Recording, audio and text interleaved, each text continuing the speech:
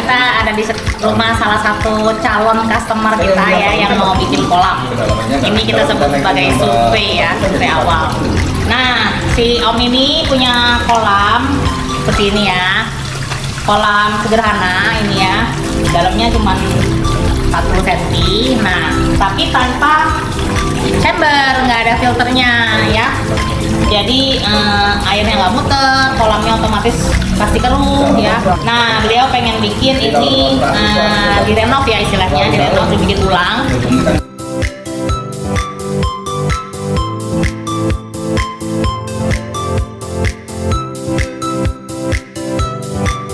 Pertama hal yang harus kita perhatikan itu adalah tidak sekedar kolam ya. Jadi kita harus memastikan, namanya kita piara koi, kita harus memastikan bahwa koi itu berchamber.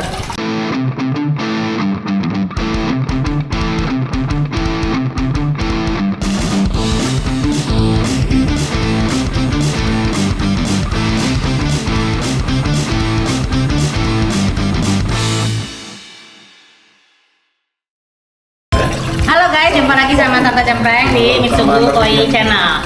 Nah, hari ini Tante mau kasih lihat ya, kita ada di rumah salah satu calon customer kita ya yang mau bikin kolam. Ini kita sebut sebagai survei ya, survei awal. Nah, si Om ini punya kolam seperti ini ya. Kolam sederhana ini ya. Dalamnya cuma 40 cm. Nah, tapi tanpa chamber, nggak ada filternya ya. Jadi airnya nggak muter, kolamnya otomatis pasti keruh ya. Terus di dalamnya ada pipa besar guys ya, jembatan buat ikan koinya ya. Nah, beliau pengen bikin ini direnov ya istilahnya, direnov, dibikin ulang, dibikin ulang.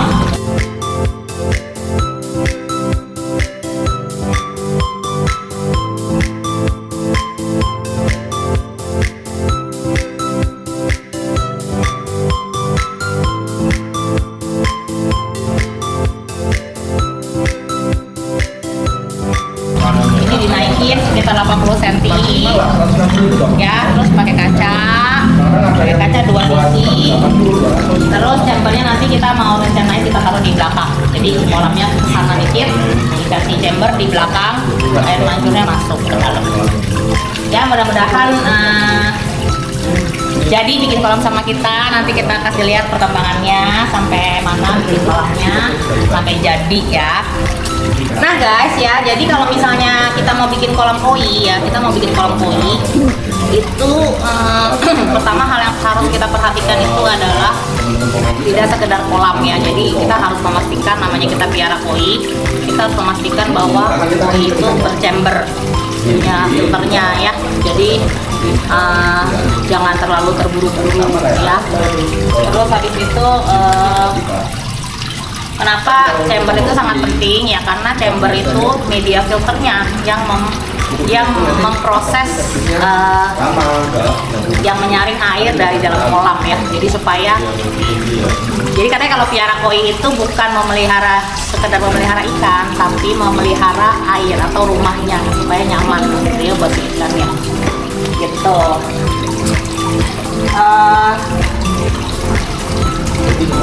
Saya nggak tahu sih ini, konon kata yang punya udah banyak yang mati ikannya ya. Ya iyalah mati, gimana nggak mau mati, orang nggak ada istilahnya, nggak ada napasnya ya. Pupnya di sini, dikasih makan sisa makanannya di sini dulu, dia bercampur jadi satu, nggak disaring gitu ya. Tapi ya untungnya airnya masih pakai air sumur ya. Kalau pakai air pump habis lah, sudah derita kita ya. Oke guys, jadi kita udah ukur ya, nanti kita kurang lebih kolamnya jadi sekitar berapa ton? 8 ton kan? Ini ketemunya ya 8 ton. 8 tonan, kurang lebih sekitar 8 tonan ya. Kayak kaca gitu nih. Jadi kalau dari sono nanti bisa lihat sini. Terus dari sono masuk, dadah ikan gitu ya, kita lihat situ. Oke. Ya mudah-mudahan jadi. Ini kalau kita proses kurang lebih sekitar 3 mingguan lah jadi ya. Saya juga nggak tahu ini kita akan bobok tulang, harus dibobok tulang karena kita nggak tahu ini fondasinya apa. Terus dalamnya juga ternyata pakai keramik. Nah, guys, kalau bikin kolam koi ya, bukan bikin kolam renang ya. Jadi jangan pakai keramik. Kenapa? Kalau keramik ketika bocor kita sulit nyarinya. Kalau misalnya bocor ya mesti ngebobok keramiknya lagi. Itu jangan pakai, kalau bikin kolam koi tidak perlu pakai keramik ya, jangan pakai keramik karena ini bukan kolam renang atau bak mandi ya.